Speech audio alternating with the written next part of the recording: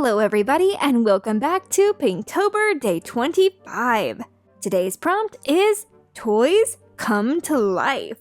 When I was a kid, I used to think that my toys had a life of their own. Kind of like the idea behind Toy Story. That whenever you leave a room, your toys are doing something else. And we thought it would be funny to specifically have our customs coming to life. A lot of times I say to people that it was so much fun bringing their character design to life in the form of making them a custom. So now we're taking that quite literally and drawing Attack of the Warrior Cat customs on Rachel. In a few days here, as we finish up Pinktober, we're going to start shifting gears over on our side and start preparing for custom making season. We're hoping to be able to accept a lot of your guys' OC orders for customs this Christmas season.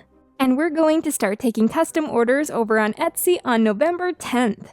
But there's a lot of work over on our side of things to prepare for the custom making season, such as sorting paints, buying clay, preparing the LPS to be made into customs. I am so excited for it.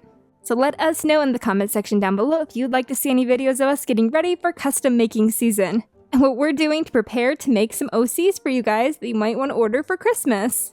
Anyways, so like I said, Rachel in this artwork is going to draw herself working on customs, when all of a sudden, the customs come to life. While Rachel works on this speed paint, I'm going to be reading to you guys from Maple Shade's Vengeance. I'll pick up where we left off last time.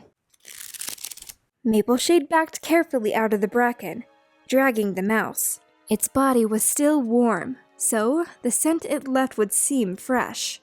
Sure enough, she heard Frecklewish sniffing at the air and uttering a low growl that suggested that she had picked up the trail. Mapleshade let the mouse scrape along the ground a little more before daring to pick it up and move forward with it dangling from her jaws. She couldn't risk being seen by Frecklewish before she had reached Snake Rocks. Mapleshade deliberately pushed her way through the thickest undergrowth so that the mouse left a generous trail of scent. She hoped that her own scent would be lost among the general ThunderClan odors. She didn't think that she had been out of the clan long enough to smell unfamiliar. She could only just hear Frecklewish stalking her. The she-cat had been one of the best hunters in the clan, and moved as lightly as a butterfly's wing over the leaf-strewn ground.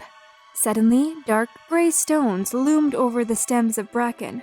Mapleshade swerved, still carrying the mouse, which felt heavier and heavier in her jaws. She padded around the base of the rocks and emerged into a clearing on the other side. There was hardly any trace of cat scent. Clearly, the warriors were concerned that the adders might escape from their prison. Mapleshade hoped that the snakes were still there. But there was no time to check. She left the mouse on the ground and raced towards a heap of smaller stones that had been piled in front of the adder's nest. She pushed aside as many as she could, leaving a gaping black hole, then ducked behind a boulder. Frecklewish emerged cautiously from the bushes, her jaws parted to scent the air, and her fur bristling. She looked puzzled when she saw the dead mouse. It was then that Mapleshade sprang out from behind the rock and snarled at her. "You let my kits die!" Frecklewish stumbled backwards in shock. Mapleshade! You shouldn't be here! She arched her back. "Leave, or I'll call the rest of the patrol!" Mapleshade lashed her tail. Out of the corner of her eye, she saw a tiny flicker of movement from the pile of stones. Was that a snake slithering into the light?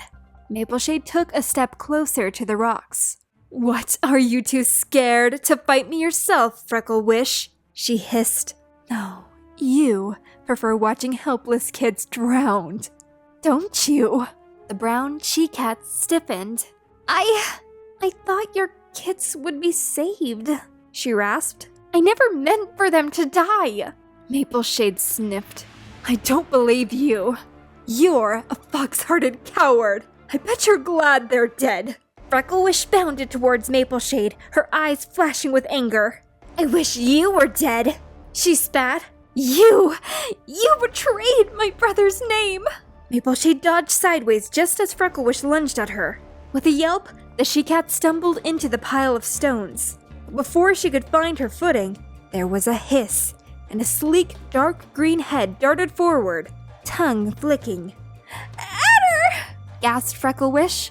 there was a blur of movement, and then Freckle was staggered backwards, screeching.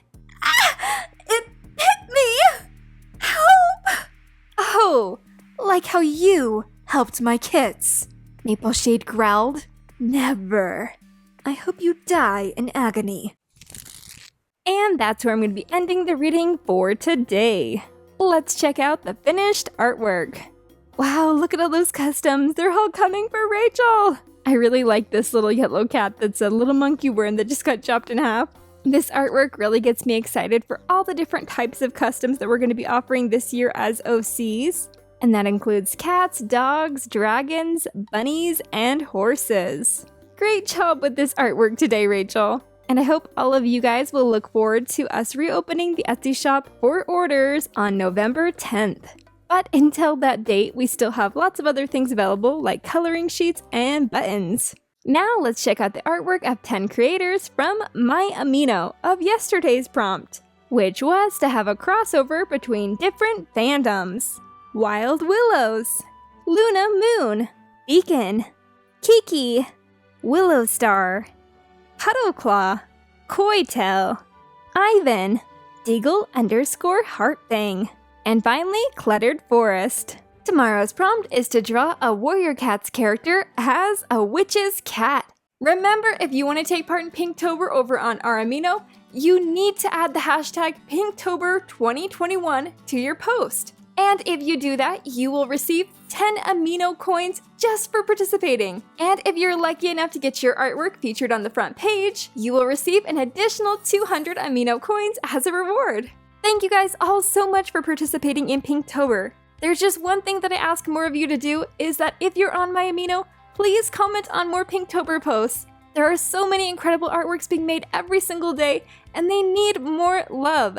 So, take a small bit of time out of your day and go and comment on as many as you can. I'm sure the artists that are doing this challenge would really appreciate the love. Before I say goodbye for today, I just wanted to give a special thank you to all of the members of Early Clan. I am so appreciative of your guys' added support as members of our channel. Well guys, thank you so much for watching to the end of this speed paint. I hope to see you over on Amino. But otherwise, I'll see you with the next video tomorrow. Bye-bye!